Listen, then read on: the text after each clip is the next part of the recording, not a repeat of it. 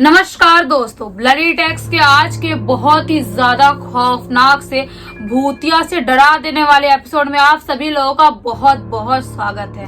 दोस्तों आज का ये वीडियो सचमुच में बहुत ही ज्यादा खौफनाक वीडियो है, क्योंकि आज जो मैं आप लोगों को घटना बताने जा रहा हूँ ये बिल्कुल रियल हॉरर स्टोरी है। प्रियंका नाम की लड़की के साथ बीती हुई ये सच्ची घटना इतनी ज्यादा डरावनी है कि आप लोगों की आज की रात की नींद खराब हो जाएगी।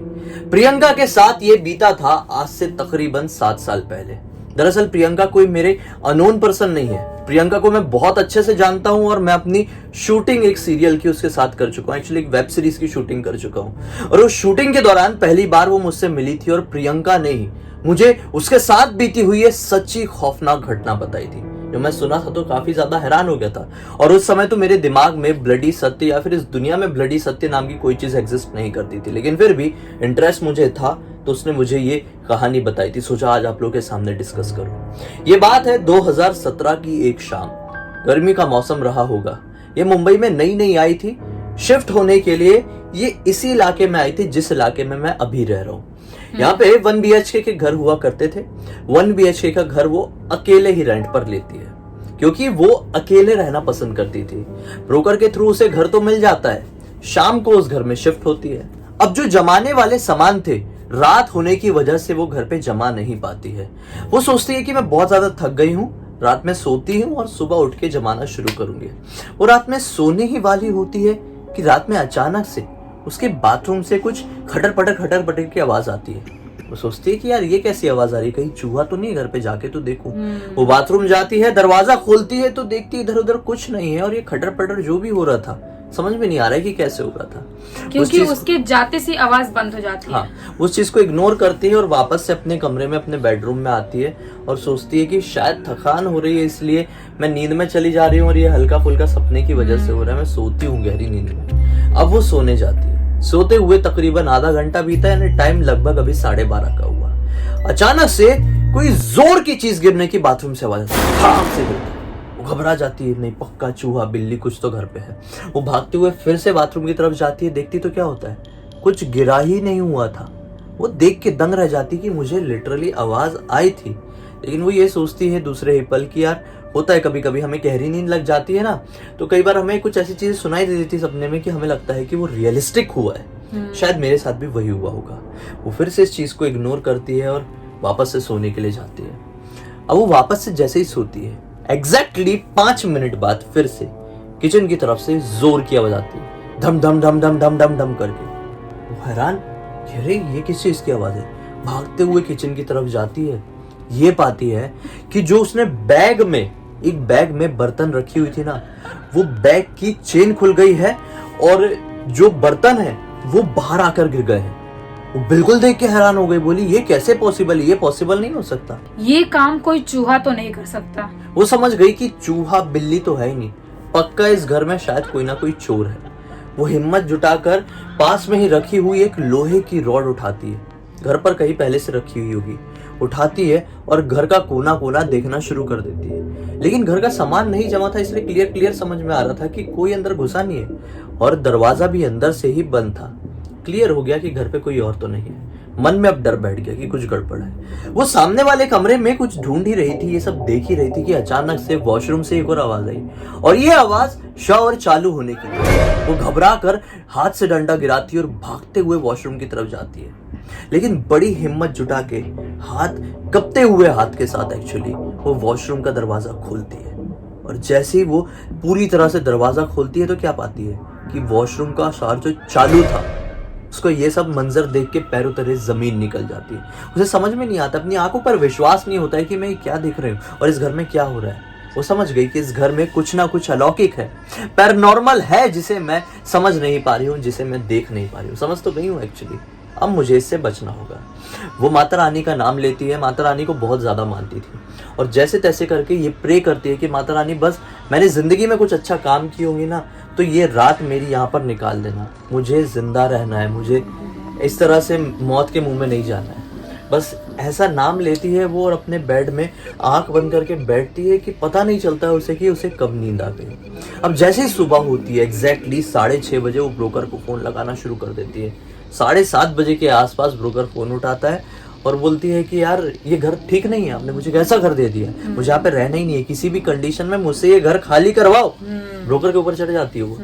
ब्रोकर बोलता है ठीक है मैम, गुस्सा मत कीजिए, मैं आपको कुछ दिन में एक घर दिला दूंगा, उससे पहले मैं आपको एक शेयरिंग फ्लैट दिला दूं तो चलेगा? वो बोलती है बिल्कुल चलेगा, अब तो मुझे अकेले रहना ही नहीं है मुंबई में, यहाँ पे पता नहीं क्या क्या होता है। तो एक लड़की जो ऑलरेडी पहले से फिल्म इंडस्ट्री में काम कर रही थी, उसके साथ इसको शिफ्ट करवा देता है। अब जिस दिन ये लड़की के साथ शिफ्ट होती है दूसरी लड़की के साथ ना, उसी रात से इसका बिहेवियर पूरा बदल जाता है। मेरी ही फ्रेंड का, प्रियंका का, कि वो सो रही होती है, अचानक से उठती है और अजीब अजीब सी लैंग्वेज में कुछ की कुछ बड़बड़ाने लगती है, पागल की तरह चिल्लाने लगती है, आवाज पूरी बदल जाती है, लैंग्वेज भी समझ में नहीं आती। दूसरी लड़की जो नई वाली लड़की थी जिसका वो फ्लैट था, वो सुन के परेशान की कर क्या रही है, लेकिन वो बेचारी लड़की बाय नेचर बहुत अच्छी थी, इसलिए उसने ज्यादा ऑब्जेक्शन नहीं उठाया, उसकी परेशानी को समझने की कोशिश की। अगले दिन जब वो लड़की उठी, मतलब प्रियंका उठी, तो प्रियंका से सारी बातें उसने पूछी कि ऐसा क्यों कर रही थी, क्या फील कर रही थी, तो प्रियंका को कुछ याद ही नहीं।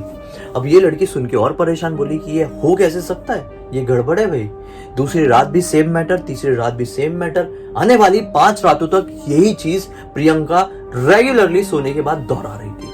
हद तो तब हो गई कि छठी रात वो अपनी बेड से उठी और इस बार हिंदी में बात कर रही थी और अपना नाम कुछ और बता रही थी और बोल रही थी कि मैं यहाँ से कूद जाऊंगी, मैं इस लड़की को अपने साथ लेकर जाऊंगी, मुझे बड़ा मजा आता है इसके साथ रहने में, मुझे बहुत खुशी मिलती है, ये लड़की यहाँ पे रहने लायक नहीं है, ये मेरे साथ जाएगी। ये सुनकर वो जो लड़की थी जिसका वो फ्लैट था, वो बहुत ज्यादा घबरा गई। उसने तुरंत ही अंदर किचन में गई और एक गिलास पानी भरी और उसके मुंह पे फेंक के मारी। जैसे पानी उसके चेहरे पर पड़ा, उसे समझ में नहीं आया कि क्या हुआ है, जैसे कि मानो घबरा गई। हाँ, जैसे कि मानो यार वो एक नींद से जागी।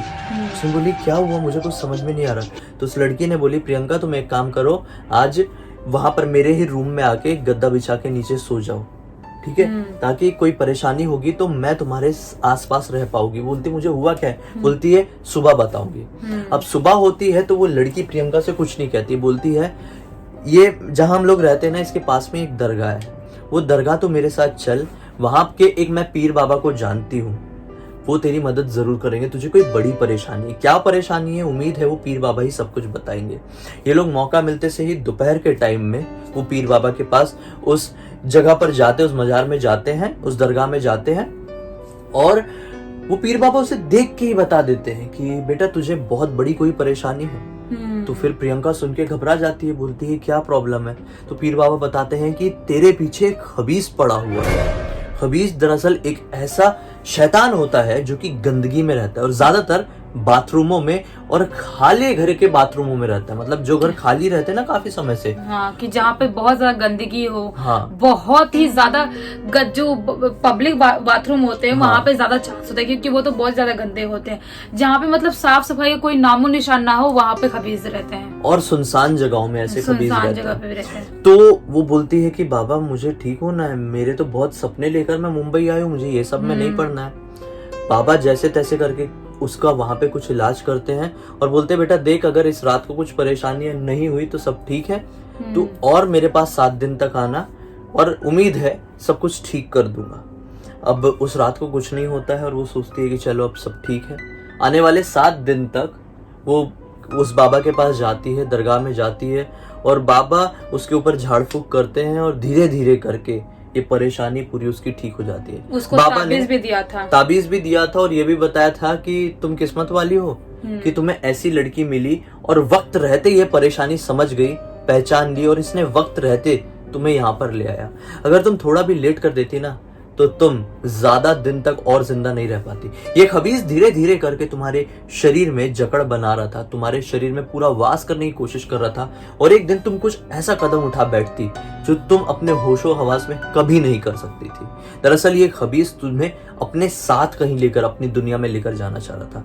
तो किस्मत था जो तुम्हारे किसी जन्म के अच्छे कर्म रहे होंगे, किसी समय के अच्छे कर्म रहे होंगे कि तुम यहाँ पर मेरे पास आ गई और अब उम्मीद है सब ठीक हो जाएगा। मतलब सोचो वो लड़की नहीं होती तो प्रियंका आज ठीक नहीं होती और इंडस्ट्री में अभी भी काम नहीं कर रही होती। आज इस सोचो। वाकया को 7 साल बीत गए हैं, आज भी वो प्रियंका याद करती है और मुझसे मिलती है और ये बात डिस्कस करती है तो बहुत ज्यादा हैरानी होती है और वो बहुत ज्यादा चौंक जाती है, बताती है, घबरा सी जाती है, आंखों में आंसू आ जाते हैं। मैं समझ सकता हूँ किसी के साथ ये बीते तो कितना ज्यादा खौफनाक मंजर हो सकता है, मान लो कि कोई मौत के मुंह से निकलकर वापस बाहर आ गया हो। ये बहुत वैसा ही ही एक्सपीरियंस खौफनाक मैंने भी है। कुछ ऐसा एक्सपीरियंस किया हूँ, आप लोगों को तो बताए हूँ ब्लडी सत्य में। उम्मीद है आप लोगों ने देखे होंगे और ये भी उम्मीद है कि इस वीडियो को भी पसंद किए होंगे।